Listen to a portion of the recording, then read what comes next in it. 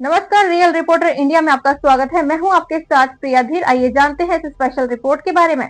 नमस्ते मैम, हमारा नाम रजनी अहरवाल है। हम बुंदेलखंड डिस्ट्रिक्ट छतरपुर से जल सहेली हैं और हमारी ये यमुना अविरल निर्मल यमुना यात्रा थी जो 29 जनवरी को जालौन जिला के पचनादा घाट से शुरू हुई थी, जो आज 26 फरवरी को वासुदेव घाट में इसका समापन है।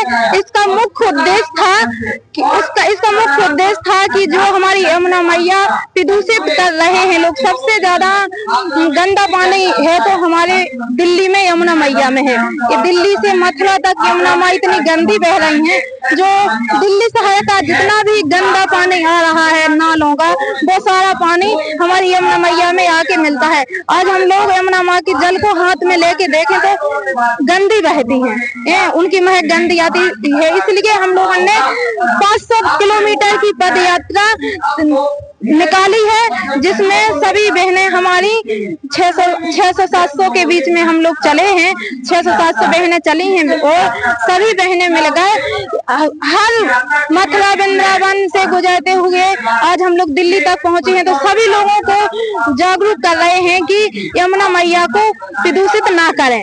और इस यात्रा में हम लोगों ने किसी की सरकारी सहायता नहीं ली है। हम सभी बहनों ने मिलकर चंदा जोड़ा है, 3-3, 4-4 हजार रुपए जोड़े हैं और आटा पानी भी जोड़ा है, जिसके लिए हमारा जहाँ भी पड़ाव रहता था तो हम लोग अपने ही व्यवस्था से चले हैं। जहाँ भी हमको पानी मिला, अभी हम मथुरा से हम लोगों को खारा पानी मिला, लेकिन हम सारी समस्याओं को झेलते हुए चले हैं। हम लोगों ने अपने गांव में भी कुछ नदियों को जीवित किया है। हमारे गांव में पानी की पहले बहुत समस्या थी। हमारा गांव देवपुर पड़ता है, जहाँ बछड़ी नदी निकलती है, छोटी नदी है, लेकिन वहाँ से उस नदी को बहुत सारे किसानों को लाभ मिला है, लेकिन वह नदी सूखी थी। जब हम लोग परमार्थ समाज सेवी संस्था से जुड़े तो हम लोगों ने हम सभी बहनों ने मिलकर उस नदी को जीवित किया है। बोरी बदान के माध्यम से चेक डैम जो हमारे क्षतिग्रस्त हो गए थे, उसमें हम लोगों ने बोरी में बालू भर के उस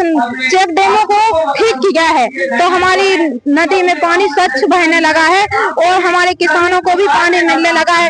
ऐसे कई तालाबों को हम लोगों ने जीवित किया है। पहले हम लोग घर से बाहर नहीं निकलते थे। जब परमार्थ समाज सेवी संस्था से जुड़े हमारी कल्पना चौरस के दीदी और जितेंद्र सर आए, उन्होंने बताया हम लोगों के कि आप लोग पानी की समस्या से गुजर रहे तो घर से बाहर निकलना सीखो, अपनी आवाज को उठाना सीखो, तभी पानी की क्योंकि सबसे ज्यादा समस्या पानी की हम महिलाओं को झेलनी पड़ती है। सुबह से लेकर शाम तक पानी का काम रहता है, तो हमारे बच्चे पढ़ लिख नहीं पाते थे। पहले जब हम लोग परमार्थ संस्था से जुड़े, हम लोगों ने मीटिंग की, पानी पंचायत समिति बनाई, जल सहेली बनाई, तो शुरुआती में दिक्कत हुई हम लोगों को, लेकिन अब हम लोग इतने सक्षम हो गए हैं कि खुद अपनी आवाज उठाने लगे हैं।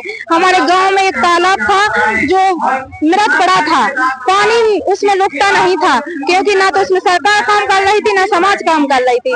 तो उस तालाब को ठीक करने के लिए हम लोगों ने पानी पंचायत समिति बना के हम लोगों ने 100-150 महिलाओं ने उसमें श्रमदान किया। कोविड-19 का समय चल रहा था, तो ना आदमी बाहर आ सकते थे, ना गांव में काम कर सकते थे। उस समय की घटना है ये दीदी।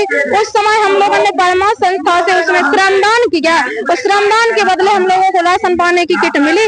उससे हमारा घर का गुजारा भी चलने लगा और हमारे तालाब में आज इतना पानी है कि उससे कम से कम 100 से 150 एकड़ की सिंचाई आराम से होने लगी है। इसी प्रकार से हम लोग दूसरे गाँव में भी जल सहेली मॉडल बना रहे हैं, जल सहेली बना रहे हैं, और ताकि हम लोगों का सपना है कि पूरा बुंदेलखंड हमारा पानीदार हो और हर गांव में स्वच्छ पानी मिले।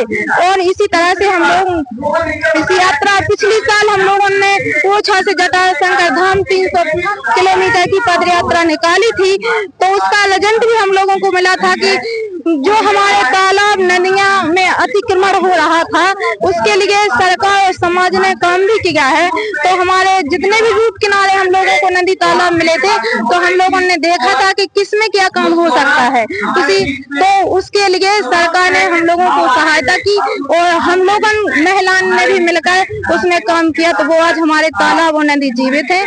और इसी प्रकार से आज हम लोग यमुना माँ की यात्रा निकाली है, ताकि हमारी यमुना माँ जो दिल्ली से मथुरा वृंदावन तक कितनी गंदी बह रही है, जो आदमी उसमें अतिक्रमण कर रहे हैं, तो उसको स्वच्छ बनाने के लिए सभी लोग जागरूक हो। सरकार से आज ये मांग कर रहे हैं कि वो भी हमारी सहायता करें, क्योंकि जब तक सरकार और समाज मिलकर काम नहीं करेगी, क्योंकि यमुना माँ को बचाना बड़ा मुश्किल काम है, तो जब सरकार हमारे साथ होगी और हम सरकार के साथ होंगे, तभी हम यमुना माँ को स्वच्छ बना सकते हैं।